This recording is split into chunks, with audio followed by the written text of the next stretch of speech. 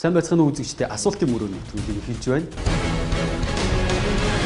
Монгол улсын засгийн газар иргэн жийгээс тусламж хүссэн нэгэн захидал ирсэн байна. Тэгээд үзэгчдээ захидлын мөрөөр. Миний охин Аан 2012 оны 11 сарын 29-нд Бөгд найрамдах Хятад ард улсын шүүх хурлаас хуулийн дээд хэмжээ цаазын ялыг 2 жилийн харгалзах хугацаатаагаар сонслоо. Охин маань ээлжийн амралтаараа Малайз улсын нийслэлийг үзэж сонирхохоор явахдаа онгоцон танилцсан иргэн Аагийн цүнхийг бидний ачаа гэж гайл дээр мэдүүлжээ. Тэдний цүнхнээс хар тамхи илэрсэн болохоор саатуулагдсан. Өөрийн гинэн итгэмтгий зангаасаа болж хүнд байдалд орж өөрийнхөө амьдралаа алдаж байгаа охиныг минь аварч хамгаалахад Монгол улсын ерөнхий сайд танаа тусламж үзүүлэхийг чин сэтгэлээсээ хүсэж байна.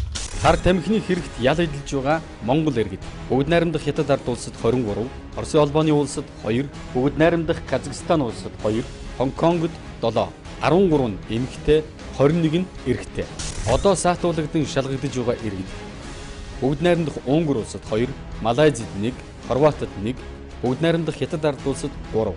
2 иргэнд нь цаазаар авах ял ногдуулж 2 жилийн хугацаатаагаар хойшлуулах шийдвэр гаргасан байна. Мансууруулах үдсийг хил дагуулдаг гэмтрийн бүлэглүүд маань яаж яана гэхэд ядуу буураа орны мөнгө төгрөг санал болгоход хүлээж авдаг тий хууль эрх зүйн ойлголт муутай иргэдийг ашиглаад улмаар тэгвэл ялын бодлого өндөртэй эсвэл хараа хяналт гайлын хяналт чангатай улс орнууд руу тэр иргэдийг золиос болгон явуулдаг. Тийм учраас энд тэгэхээр одоо төр засгийн хувьд ч энийг ард иргэдэд бодлого хэрэгжүүлж энэс урьдчилан сэргийлэх шаардлагатай мөн түншлэн ард иргэд маань хувь хүний ухамсар бие биендээ анхаарал тавих анхаарал хяналтыг сайжруулах өнөөдөр ахтай ихчтэй дүүдээ тий гадаад ажиллахаар сурахаар явж байгаа хүмүүстэй бас одоо ард үлдэж байгаа хүмүүс нь захидаг хилдэг анхааруулдаг сануулдаг байх хэрэгтэй. Иргэн та бусдын цүнх болон ачаа дээшиг гайлаар тээвэрлснээр санаатай болон санамсаргүй хар тамхи мансууруулах бодисыг тээвэрлэгч болох аюултай. Монгол улсын засгийн газар сэрэмжлүүлж байна.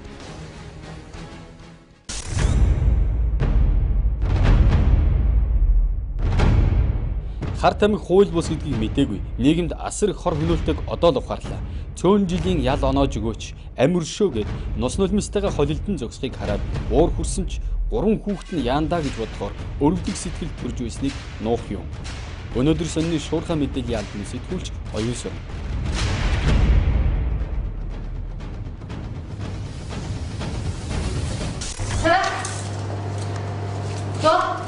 Энэ бол Хятадын өмнөд хилийн ойролцоох Сямины шүүхэд Монгол улсын харьяат хар тамхи зөөвөрлсөн гэр бүлийн 2 найзын хамт 3 иргэнийг шүүх хуралд сууж сурвалжилж ирээд нийтлсэн амир шөө нийтлэл. Хятадууд яг ялынхаа тогтоолыг уншаад ингээд бол манай монголчууд бол яг уйлал яг аюу хүнд хэцүү байдалд орж байгаа. Ягаад тэгэхээр бол 50 граммаас дээш зөвс хүнд бол шууд цаазаар авах ял оноод байгаа. Тэгээд монгол хүнийхээ хувьд хэдийгээр тэр хүмүүс гэмт хэрэг үйлдсэн ч гэсэн монгол хүн маань ингээд хятадын ардын шүүхээр ороод ингээд ял сонсоход бол маш хэцүү хүнд байсан.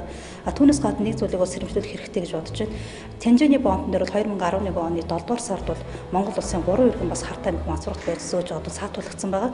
Тэгээд тэр хүмүүс саатуулагдахад яг Куала-Лумпураас Малайзаас иргэсэн 17 монгол иргэн бол тийзээ цуцлсан байгаа. Энэ бол юу харуулж байна гэхээр тэрний 17 хүний цаанаас хэд хүн ч байгаа юм бэл 17 хүн бэл ягаад учир хөдөлгөөд шууд тийзээ тусалж байна гэхээр хар тамхи мансууруулах байж зөөх гэжсэн нь бол хинт ч ойлгомжтой байгаа. Тиймээс бол энэ бол 17 оны цаана маш олон хүн байж магадaltaй гэсэн айцлууд төхүүлж байгаа. Тэгэхээр Хятадын бол хил гайлын газар бол цагдаагийнхан чийлж जैन хууль хяналтынхан чийлж जैन танаа монголчуудыг бол мэдгүй өнгөрөнд бол хизээч байдгүй. Тэгээ ягаад 2 3 дахь явуулаад байдгүй гэхээр цаана ямар хүмүүстэй холбоотой байна.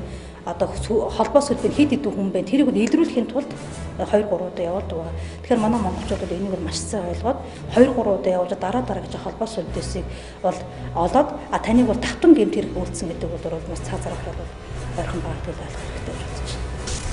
Газар дээр байдал ямар байдгийг талаар үзэгч та бүхэн сонслоо.